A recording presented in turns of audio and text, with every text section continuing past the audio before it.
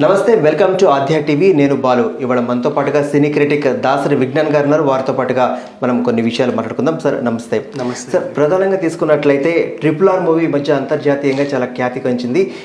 నాటు సాంగ్కి golden globe award రావడంతో పాటుగా అనేక అవార్డులు రివార్డులు అంతర్జాతీయంగా సమకూరుతున్న నేపథ్యంలో రామ్ చరణ్ అమెరికా వెళ్ళిన నేపథ్యంలో అక్కడ ఇంటర్నేషనల్ స్టార్స్తో పాటుగా రామ్ చరణ్ అట్లాగే తారక్ పేర్లు రావడాన్ని చాలా ఆనందంగా భావిస్తూ ఒక ట్వీట్ చేశారు. దాని గురించి చెప్పండి. ఫస్ట్ ఆఫ్ ఆల్ అది అంటే క్రిటిక్స్ బెస్ట్ అవార్డే వీళ్ళకి వచ్చింది. దాన్ని ఆస్కార్ రేంజ్లో మనకి ఇక్కడ ప్రమోట్ చేస్తూ ప్రజెంట్ చేస్తున్నారు. ఓకే, దానికి కూడా ఒక కారణం ఉంది. రీజన్ ఏంటంటే ఆ గుడ్ మార్నింగ్ అమెరికా షోలో వాళ్ళు పిలవడం, గెస్ట్లో పిలవడం. సో ఆ రకంగా అది బేసిక్గా ఇప్పుడు మనం ఒక క్రోనలాజికల్ ఆర్డర్లో వస్తే ఫస్ట్ నెంబర్ 1 ఉత్తమ నటులుగా వీళ్ళిద్దరికి ఎందుకు ఇవ్వాలి? ఎక్కడ యాక్ట్ చేశారు? ఆస్కార్స్ అంటే సర్కస్ అవార్డ్స్ కాదు. People should act naturally, right? ఇందులో న్యాచురల్ యాక్టింగ్ ఎక్కడా లేదు, అంతా కూడా ఓవర్ యాక్టింగే ఉంటుంది ఏ కోణంలో చూసినా సరే. నెక్స్ట్ దీన్ని అంటే అవార్డ్స్ దగ్గరికి మళ్ళీ వస్తా. ఫస్ట్ ఇటు నుంచి వద్దాం. ఇప్పుడు కొన్ని బేసిక్ సీన్స్ చెప్దాం. సరే, డైరెక్టర్ మిస్టేక్ ఉన్నా లేకుండా మనకు అనవసరం. బట్ మేము మామూలుగా చెప్పాలి అంటే మోకాళ్ళు లోతు బాగా కొట్టి అందులో పడేసిన తర్వాత, రైట్, ఆయన నిలదొక్కొని ఫైట్లు చేయడం, అండ్ నెక్స్ట్ ఒకరి మీద ఒకరు చేసుకొని పెద్ద ఫీట్లు చేయడం. అప్పటికే ఆయన చాలా ఒక రేంజ్లో ఇంజ్యూరీ ఉండడం. అంటే మనిషి అనేవాడు ఎవడలా చేయడు బేసిక్గా. నెక్స్ట్ ఎక్కడి నుంచో దేశం దాటి నుంచి ఆయన సైకిల్ చేస్తే ఈయనకు వెంటనే వితిన్ ఫ్రాక్షన్ ఆఫ్ సెకండ్స్ అది అర్థమైపోయి దాని ప్లాన్ని ఇంప్లిమెంట్ చేసి నెక్స్ట్ నది లోపల అలా పరిగెత్తడం. అండ్ ఇమీడియట్లీ అల్లూరి సీతారామరాజు బొమ్మకి ఒక నూలు పోగుంటుంది, ఇంతే ఉంటుంది, అది 2 మీటర్లు కూడా ఉండి చావదు. ఈయన కట్టుకుంటే ఆయనకి అసలు కుట్టేసి నీట్ ఫిట్ చేసేసి అసలు అది వేరు, దాన్ని చెప్పాల్సిన అవసరం లేదు, ఆ రేంజ్లో ఉంటుంది. సో ఇవన్నీ కూడా సినిమాటిక్ లిబర్టీ వరకు ఓకే. బట్ ఆస్కార్స్కి వస్తే ఏంటంటే they need some reality, they need something more. అవన్నీ కూడా న్యాచురల్ అనేది మోస్ట్ ఇంపార్టెంట్. అతి చెయ్యొద్దు. అంటే అతి చెయ్యొచ్చు ఎప్పుడంటే ఫర్ ఎగ్జాంపుల్ నీ హీరోకి సూపర్ పవర్స్ ఇచ్చేసాయి, ఎవరు వద్దన్నారు? ఓకే, ఆయన బ్యాట్ మ్యానో, ఐస్ మ్యానో, ఆ మ్యానో, ఈ మ్యానో, ఆయుధాలు ఇవ్వు, ఇట్లాంటి అదేదో అయిపోయి మాయమైపోయి Marvel story something kind of నువ్వు అవెంజర్స్ లాగా ఏదన్నా ఒక సూపర్ పవర్ ఇచ్చేసాయి ఆ మనిషికి. ఈవెన్ అట్లీస్ట్ తెలుగులో కూడా అప్పుడు ఎప్పుడో రాజేంద్ర ప్రసాద్ మీద జై బజరంగ బలి అని ఒక సినిమా తీశారు. ఆయన మొత్తం ఐరన్ మ్యాన్, ఎవరు కొట్టలేరు తిట్టలేరు ఆ విధంగా. సో అట్లా ఒక పవర్ ఇవ్వు, నువ్వు సూపర్ పవర్ ఇస్తే వాడు ఏం చేసినా ఓకే. మనకి నార్మల్ మనుషులు చేయలేని పనులన్నీ సరే మనం చేయకూడదు ఆ విధంగా. అండ్ నెక్స్ట్ ఇంకా డైరెక్షన్ మిస్టేక్స్కి వస్తే కూడా మిస్టేక్స్ గురించి ఫస్ట్ ఎందుకు మాట్లాడుతున్నా అంటే నెంబర్ 1 ఆస్కార్స్లో కంటిన్యూటీ మిస్టేక్లు ఉండకూడదు. ఓకే, ఇక్కడ సినిమా అంతా ఇదేనే కదా, రాజమౌళి గారు ప్రతి సినిమాలోనూ కంటిన్యూటీ మిస్టేక్లు ఉంటాయి. ఇప్పుడు ఓవర్ యాక్టింగ్ గురించి వస్తే ఎందుకు అట్లా అన్నాను అంటే ఫర్ ఎగ్జాంపుల్ ఎన్టీఆర్ నటన పుష్కలంగా మనకి కనబడింది ఆ పాటలోనే, కొమరం భీముడోలు సాంగ్లో. అవును, రైట్. ఏ మనిషి కూడా అంత కొరడాలతో కొట్టిన, ముళ్ళ కొరడాలతో ఇష్టం వచ్చినట్టు కొట్టినా కూడా, అండ్ అదేదో ఉంటుంది పెద్ద ఇనుముది, అవును రైట్, ఆ ఇనుమది అంత పెద్దది, అది మోయలేడు. Nobody can do that. అది మానవ దీనికే అతీతం, అది మించి అది బేరబుల్ కాదు, అది nobody can do that. And అంటే దానికి ఒక చిన్న ఎగ్జాంపుల్ చెప్తా. వీళ్ళకి లోహం లో బరువు ఉండదేమో అనడానికి రాజమౌళి ఎగ్జాంపుల్. బాహుబలిలో ఆయన పెద్ద తల ఇరిగి పడుద్ది, అది నీళ్ళల్లో తేలుతూ వెళ్తుంది. నీళ్ళలో తేలడానికి అదేమంటా థర్మోకోల్ కాదు కదా అలా వెళ్ళడానికి. ఇప్పుడు నీటి ప్రవాహం ఏదన్నా ఓ సునామీ రేంజ్లో ఉందంటే అక్కడ అది లేదు, ప్రవాహం నార్మలే. సో ఎక్కడైనా లోహం తేలుతూ వెళ్ళదు, అది అంతే కదా. బట్ మనకు అది నచ్చింది, ఓ అలా వెళ్ళింది లాస్ట్ క్లైమాక్స్ సంథింగ్. సో ఇక్కడికి వచ్చినా కూడా ఎన్టీఆర్లో అంత పెయిన్ని కూడా ఆయన తట్టుకొని పాట పాడటం, అండ్ ఈయన పాటలందరినీ రంజింపజేయడం మైక్ లేకుండా, వితౌట్ మైక్. విత్ మైక్ అనేది టెక్నికల్గా కన్విన్సింగ్ పాయింట్, వితౌట్ మైక్ అనేది ఓవర్. అంతకుమించి మనం ఏది ఫర్ ఎగ్జాంపుల్ బాహుబలిలో ఎక్కడో 10 కిలోమీటర్ల దూరంలో యుద్ధం జరుగుతుంటే ఇక్కడ నుంచి రమ్యకృష్ణ ఎక్స్ప్రెషన్స్ ఇచ్చినట్టు అక్కడ జరిగేవేవో. చూస్తే ఓవర్ వ్యూలో మనకు అంత చిన్నగా ఉంటాయి మాస్టర్ షాట్స్లో. అట్లా సంథింగ్ ఇది తీసుకోవచ్చు, డైరెక్టర్ లిబర్టీ అనేది తీసుకోవచ్చు. బట్ అది ఎంతవరకు అంటే ఒక కమర్షియల్ సినిమాకి కలెక్షన్స్ వరకే, అవార్డ్స్ దాకా కాదు. ఓకే, అవార్డ్స్ దాకా రావాలంటే ఇదంతా ఉండకూడదు, అంటే లాజిక్ మిస్ అవ్వద్దు అంటారు మీరు? ఉండకూడదు, బేసిక్గా ఉండాలి, న్యాచురల్గా ఉండాలి, పద్ధతిగా ఉండాలి. పైగా దానివల్ల నువ్వు నాకేదో చెప్పేలాగా ఉండాలి.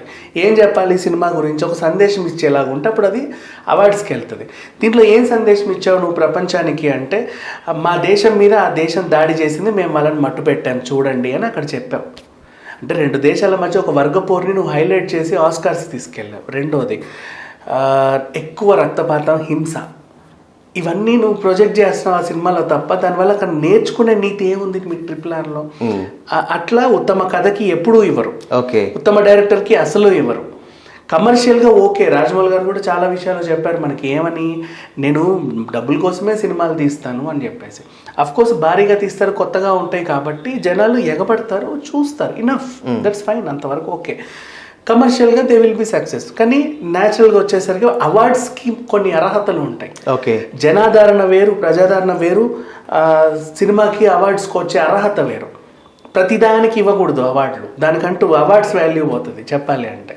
సో ఈ రకంగా ఇప్పుడు మనం ఈ అవార్డ్స్కి వస్తే, వీళ్ళకి వచ్చిన అవార్డ్ ఫంక్షన్ ఎక్కడికైతే వెళ్ళారో, New York cine critics association award అనేది ఒక private organisation. Okay, it's not an authentic like, అంటే అఫ్కోర్స్ వాళ్ళు కూడా ఎక్కువ ఇప్పుడు చిల్లరిచ్చి కొనుక్కునేవే. సింపుల్ చెప్ప, మన సైమా అవార్డ్స్ లాగా. ఇప్పుడు సైమా ఎలా ఉంటుంది, ఎవడైతే అక్కడికి వచ్చి అపియరెన్స్ ఇస్తాడో వాళ్ళకే అవార్డులు ఇస్తారు. ఓకే, అంతే. ఇప్పుడు ప్రభాస్ గారు మన దానికి వస్తే ఆయనే ఉత్తమ నటుడు ఆ సంవత్సరానికి, అల్లు అర్జున్ వస్తే ఆయనే ఉత్తమ నటుడు, ఏ హీరోని వస్తే ఆమె ఉత్తమ నటి. ఓకే, అలా అపియరెన్స్, వాళ్ళ బ్రాండ్ ప్రమోషన్స్, వాళ్ళు కొన్ని లోగోలు తెచ్చుకుంటారు, ఎవరెవరు వస్తున్నట్టు వాళ్ళు వీళ్ళు అని చెప్పుకుంటారు కదా. సో వాళ్ళ బ్రాండ్ ప్రమోషన్స్కి ఎవరైతే వస్తారో వాళ్ళే ఆ చైర్మన్, పలానా సంస్థ చైర్మన్ ఈ అవార్డు ప్రజెంట్ చేయడానికి వస్తున్నారని అసలు వాడికి అది పబ్లిసిటీ. సో ఆ రకంగా అదంతా కొనుక్కునే అవార్డులు. ఇప్పుడు ఇవి కూడా కొనుక్కునే అవార్డులు, అంత హంగామా చేయాల్సిన అవసరం లేదు. అండ్ నెక్స్ట్ ఆయన పెట్టిన పోస్ట్ కూడా ఏదో నిజంగా ఆస్కార్ కొట్టిన రేంజ్లో, ఫస్ట్ ఆఫ్ ఆల్ ఆస్కార్ వాళ్ళ దగ్గర రానివ్వరు, అందుకే నామినేషన్స్లో ఆయన తీసేశారు. అంటే టామ్ క్రూజ్తో పాటుగా మన పేర్లు కూడా వచ్చినాయని చెప్పి ఆయన ట్వీట్ చేశారు. వచ్చినాయి కాదు, చెప్పుకోండి, ఆయన ట్వీట్ అలా అట్లా ఆ విధంగా ఎక్కడ వచ్చినాయి, ఆస్కార్లో రాలేదే, ఒక ప్రైవేట్ ఆర్గనైజేషన్ వాళ్ళు రాశారు అంతే. అండ్ నెక్స్ట్ అక్కడ ప్రమోషన్స్, ఆ ఇంటర్వ్యూస్, ఇవన్నీ కూడా ఒక టైప్ ఆఫ్ ప్రమోషనల్ స్టంట్ అంతే, అంతమించి ఇంకేం లేదు. ఇక్కడ వాళ్ళ నెక్స్ట్ తెలుగు ఇండస్ట్రీ యొక్క అచీవ్మెంట్గా దాన్ని భావించక్కర్లేదంటారా? తెలుగు ఇండస్ట్రీ అచీవ్మెంట్గా భావించక్కర్లేదా అంటే దానివల్ల ఉపయోగం నేను చెప్తా. తెలుగు ఇండస్ట్రీ మార్కెట్ని కూడా ఎల్లలు తీసుకెళ్ళినందుకు I will appreciate that. Okay, but ఎల్లలు తీసుకెళ్ళడానికి అర్హత ఉన్నవి వెళ్తే ఇంకా బాగుండేది, ఏది పడుతుంది వెళ్ళడం ఎందుకు అనేది ఆ మార్కెటింగ్ పాయింట్ కరెక్టే. మిగతా వాళ్ళకి ఒక రోల్ మోడల్లా నిలబడ్డారు, మనం కూడా రేపు వెళ్ళొచ్చు అని చెప్పేసి వాళ్ళు తడబడుతున్నారు, ఇంకా రేంజ్కి వెళ్ళట్లా. అంటే ఫర్ ఎగ్జాంపుల్ వీళ్ళు జపాన్లో రిలీజ్ చేసాగానే అవును పుష్ప టీం వాళ్ళు ఏం చేశారు, రష్యాలో రిలీజ్ చేశారు. భూగోళంలో పెద్ద కనబడింది రష్యా అని, అంతమంది చూస్తారేమో అని అక్కడ రిలీజ్ చేశారు. ఆ టైంలో వాళ్ళకి యుద్ధ వాతావరణం, బేసిక్గా ఉక్రెయిన్తో యుద్ధ వాతావరణం. ఎవరు థియేటర్లకి వెళ్ళి పిచ్చి పిచ్చి అంటే ఎక్కడికి వెళ్ళట్లా, వాళ్ళంతా మన కరోనా లాగా వాళ్ళ యుద్ధ వాతావరణం ఎలా ఉంటుందో తెలిసింది కదా. చాలా చోట్ల 144 సెక్షన్లు ఉంటాయి, బయటికి రాకుండా అంటారు, భయపడకుండా అంటారు, పిల్లల్ని స్కూల్కి పంపరు, ఇంటి పట్టలు ఉంటారు. వాడు ఎప్పుడు చూస్తాడు సినిమా, వాడి సినిమాలే వాడు చూడ్డు. ఇంకొక డబ్బింగ్ సినిమా ఏదో దేశం నుంచి వచ్చాక రిలీజ్ అయిందంటే దానికోసం పరుగులు పెట్టి ఎవడు చూస్తాడు. ఆ రకంగా ఫెయిల్ అయింది అది అంతే. సో అట్లా అంటే కొన్ని ఇవి కూడా, ఈ క్యాలిక్యులేషన్స్ కూడా ఉండాలి రిలీజ్ చేసుకుంటే ఆయనలో. సరే ఏదేమైనప్పుడు అట్లీస్ట్ వాళ్ళని చూసి వీళ్ళు స్ఫూర్తి పొందారు కదా. ఇలా ఈ రకంగా వేరే వేరే సినిమాలు కూడా మన దగ్గర ప్రోడక్ట్ ఉన్నప్పుడు ఇక్కడే రిలీజ్ చేసుకొని దాని లాంగ్ రన్ కంప్లీట్ కాగానే టీవీలోకి ఓటీటీలోకి ఇచ్చుకునే బదులు ఆ ప్రోడక్ట్ని అన్ని భాషల్లోకి డబ్ చేసుకో. ప్రపంచంలో కొన్ని వేల భాషలు ఉన్నాయి, అందరికీ పంచేదాన్ని చూస్తారు. ఎవరికి ఎక్కడ ఏది ఇష్టం ఎవరికి తెలుసు, అంతే కదా. ఎక్కడో దగ్గర కనెక్ట్ అవుతుంది. అలా వాళ్ళు ఎవరెవరో చూస్తారు, నీకు కలెక్షన్స్ వస్తున్నాయి కదా. కానీ మీరన్న ఈ విశ్లేషణ అక్కడ జ్యూరీ వాళ్ళు కావచ్చు, ఎవరైతే ఆ ప్రైవేట్ సంస్థ అన్నారో వాళ్ళు ఇవన్నీ పరిగణలోకి తీసుకోవాలంటారా? వాళ్ళు ఇవన్నీ పరిగణలోకి తీసుకోవాలంటారా అంటే వాళ్ళు పరిగణలోకి తీసుకుంటారు. కాకపోతే ఏంటంటే 50-50 రేంజ్ ఎక్కువ. ఇప్పుడు వాళ్ళతో ప్రైవేట్ ఆర్గనైజేషన్, వాడికి ఇన్కమ్ ఎక్కడి నుంచి వస్తుంది? ఇన్కమ్ ఎక్కడి నుంచి వస్తుంది అంటే వాడు ఆ ఈవెంట్ ఆర్గనైజ్ చేస్తే వస్తుంది. ఇట్లా 4 పేర్లు చెప్పుకుంటే not like that, event organise చేస్తే ఇప్పుడు ఒక హాల్ బుక్ చేసుకొని ఈ సంవత్సరం అవార్డ్స్ అని ఒకటి వచ్చేస్తుంది. ఓకే, 10 మంది చీఫ్ గెస్ట్లు, ఇంతమంది ఆర్టిస్టులు, వీళ్ళందరూ వస్తున్నారు. యాడ్ బేస్ ఇంకా అంతే. ఇప్పుడు వీళ్ళందరినీ బేస్ చేసుకుని వాడు మార్కెట్లో పెట్టుకుంటే వాడికి బ్రాండ్స్ వస్తాయి వెనకాల. ఏ కోకోకోలో, పెప్సో ఏదో ఒకటి అట్లాంటివి అక్కడివి. ఓకే, వాళ్ళందరూ వాళ్ళకి టైటిల్ స్పాన్సర్, ఆ స్పాన్సర్, ఈ స్పాన్సర్ ఇచ్చే అమౌంట్, ఆ కలెక్షన్, అండ్ ఇన్ కేస్ ఒకవేళ ఎంట్రీ టికెట్ ఉంటే అది, ఈ రకంగా వాడి ఇన్కమ్ వస్తుంది. లేదంటే బయట కొన్ని కమర్షియల్ స్టాల్స్ ఇచ్చుకుంటారు. ఇది ఇన్కమ్ బేసిక్గా. ఏ ఈవెంట్ అయినా అంతే కదా, బిజినెస్ ఓరియంటెడ్ తప్ప బిజినెస్ ఓరియంటెడ్ అంతే, అట్లా అన్నమాట. సో ఇప్పుడు వాడికి ఉపయోగపడేలాగా వీళ్ళు ఎంతో కొంత చిల్లర ఇస్తే వీళ్ళని అందులో ఒక అర్హత పొందించేలా ఏదో చేస్తారు.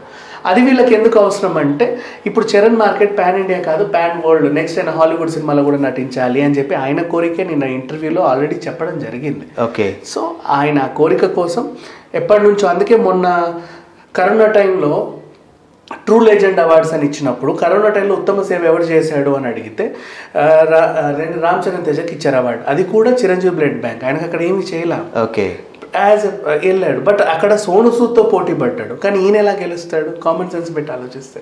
సో ఆ రకంగా అన్ని కొనుక్కునే అవార్డ్స్ అనమాట. అట్లా ఏదేదో ఇచ్చి అక్కడ దాకా తీసుకెళ్లారు. కాకపోతే ఒక మంచి విషయం ఏంటంటే, మన సినిమాలు అక్కడ కూడా రిలీజ్ చేసుకోవచ్చు, ఒక పార్ట్ దొరికింది మిగతా వాళ్ళకి. చాలా మంది ఆలోచిస్తారు, అలా అయినా తెలుగు సినిమా ఎల్లలు దాటుతుంది అనేసి మనం అనుకోవాలి. రాజమౌళి వీళ్ళందరికీ వెనకాల వచ్చే వాళ్ళకి ఒక మార్గదర్శనం, మంచి మార్గదర్శి చూపించాడు. అదే మార్గదర్శి చూపించాడనే నేను చెప్తున్నా. ఆ విషయంలో I appreciate. Right, thank you Vignan గారు. Thank you so much.